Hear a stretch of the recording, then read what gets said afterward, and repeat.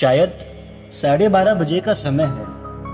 वैशाख महीने की चिलचिलाती हुई धूप है और डामर की सड़क तो मानो आग उगल रही है। ऐसे समय में मैं अपनी 10वीं फ्लोर के ऑफिस में बैठा हूँ। ऑफिस में तो सेंट्रल एसी ठंडक दे रहा है।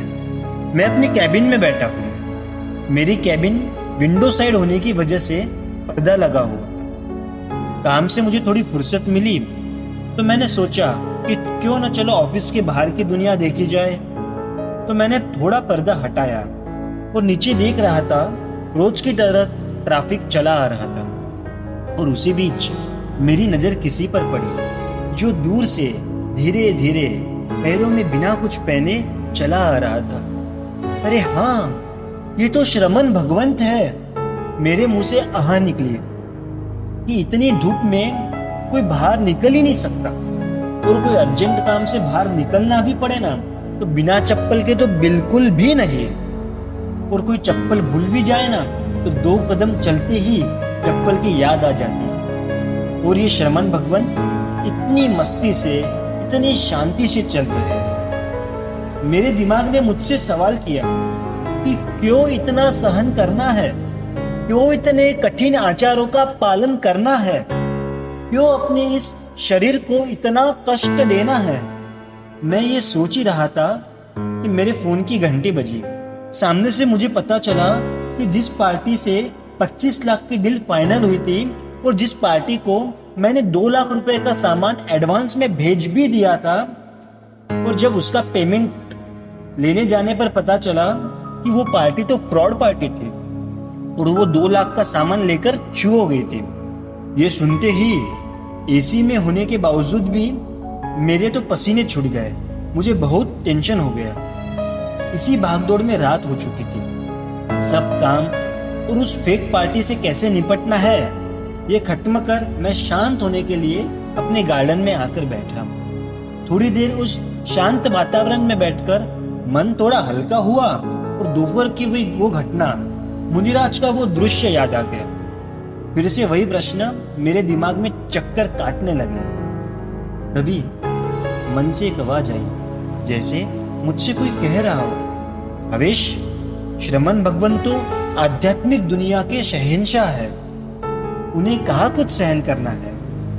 उन्हें ये आचार कठिन कैसे लग सकते हैं। उनके लिए तो ये आनंद है, उत्सव है। अरे उनके हृदय में अत्यंत ठंडक है। और सहना तो तुझे है भले ही तेरा शरीर एसी में बैठा हो, फिर भी तू अस्वस्थ था। और भले ही उन मुनिराज का शरीर धकधकती धूप में था, फिर भी वे अंतर मन से स्वस्थ थे। अरे स्वस्थ ही नहीं बल्कि आनंदित थे। उनका मुख प्रफुल्लित था। उन्हें उनके देह की कष्ट की कोई चिंता नहीं थी। वे तो अपने मन के राजमहल में मस्त थे। और भावेश, तू भले ही बड़े बड़े बंगलों में बादशाह की तरह रहता हो, बड़ी बड़ी गाड़ियों में घूमता हो, फिरता हो, पर हकीकत तो यह है कि तू अंदर से, तू भीतर से टेंशन और डिप्रेशन की कैद में है। भावेश, सुख कभी भौतिक साधनों से मत नापना। सुख तो मन की शांति से नापा जाता है। दोस्तों, आज से एक संकल्प करते हैं कि जब भी कोई श्रमण भगवंत सामने से आते दिखे तो तुरंत अपनी गाड़ी रोक कर, चप्पल निकाल कर, मस्तक झुका कर और पूर्ण आदर पूर्वक मथेन वंदामी कहकर उस आध्यात्मिक जगत के शहंशाह को एक सलामी दे। मैं चांद को देख रहा था और चांद जैसे मुझे देखकर मंद मंद मुस्कुरा रहा था।